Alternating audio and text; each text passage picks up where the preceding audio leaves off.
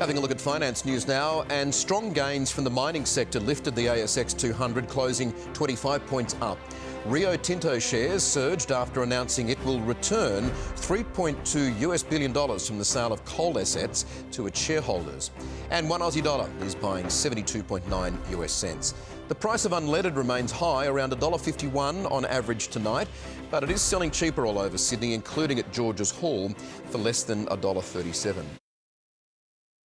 Well, in these days of instant worldwide communication via mobile phones, mostly, it's remarkable to consider that 100 years ago, Australia's fastest connection was via undersea cable.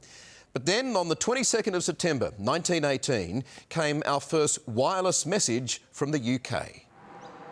In an ordinary suburban street, a monument to something extraordinary. This Wurrunga address was home to radio pioneer Ernest Fisk, who 100 years ago was listening out for a history-making sound. A Morse code message from the UK. Normally they came in stages by cable, but sent through Marconi's new wireless transmission, this travelled a record 17,000 kilometres through the air in an instant. It was a miracle, and an unexpected miracle. There were people who were very scathing about it and said, will never happen. It was from Prime Minister Billy Hughes, who'd just visited the Western Front. The glorious valour and dash of the Australian troops forced back the legions of the enemy. He wanted wireless for Australia, with fears of our reliance on an undersea cable.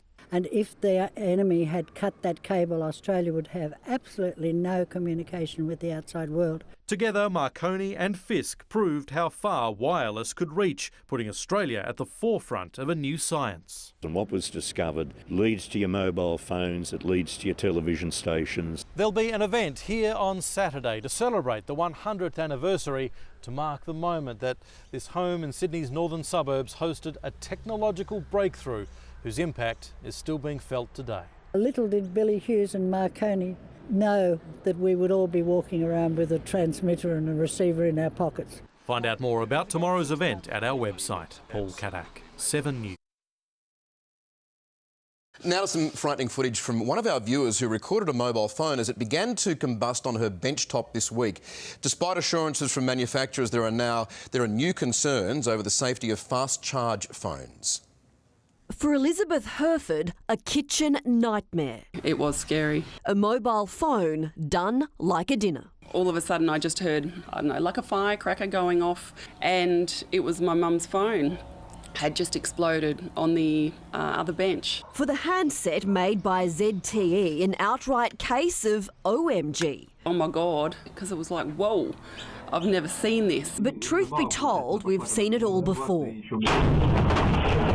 Mobile meltdowns, fingers, hands and entire lives lost as lithium-ion batteries suddenly go boom, overcharging and overheating.